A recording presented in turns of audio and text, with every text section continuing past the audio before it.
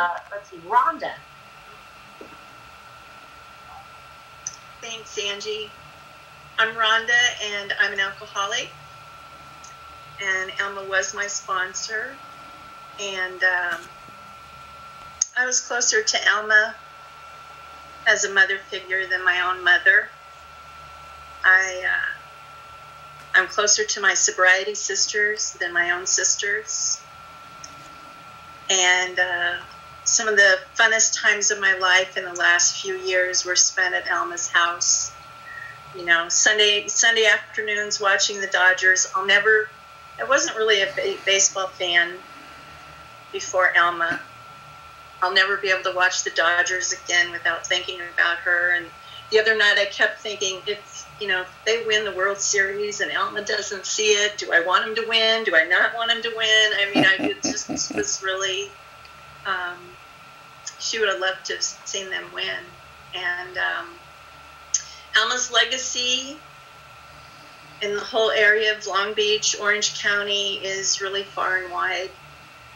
You know, I remember the Aloha meeting. I think she had, her babies went there, and her babies' babies, and her babies' babies' babies, and about 4 generations of alcoholics that were sober with, all the line went back to Alma, that attend that meeting. And I don't know if I can ever walk into the Aloha meeting again. Going to meetings with Alma was, she was like a magnet. I went to Al-Anon and AA meetings with her, and people would line up to talk to her. She just had so much influence because she had so much wisdom, and she had all these men in meetings that were waiting on her hand and foot and helping her walk and bringing her drinks, and I remember one quote I didn't give Julianne, but she used to say, always have classy sobriety. We are not Skid Row bums. Walk into a meeting, have class, have dignity, dress up, suit up, and show up, because we represent Alcoholics Anonymous, a program that saved our lives, and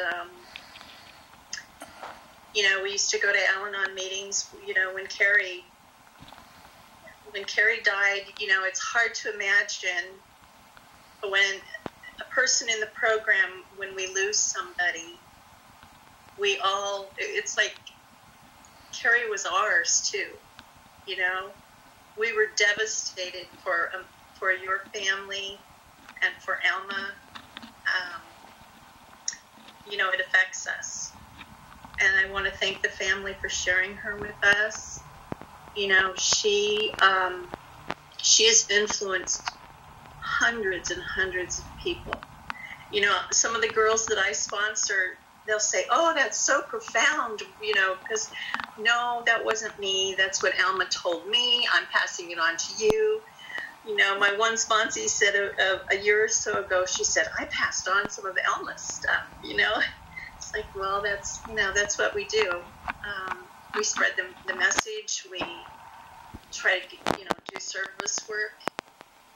And it's hard to explain, or it's hard for a normie, to understand how committed to service work we are and how important it is for us to try to help other people. And, like I said, some of the best times of my life have been in Alma's house at those baby meetings with some of my friends, my girlfriends. And I have a huge hole.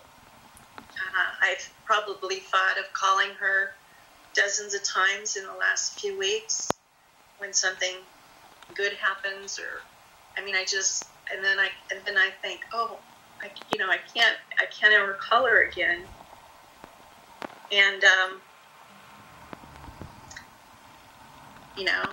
it's just going to take time. And she was a tremendous gift to me. She was a light in my life in the last few years that have been,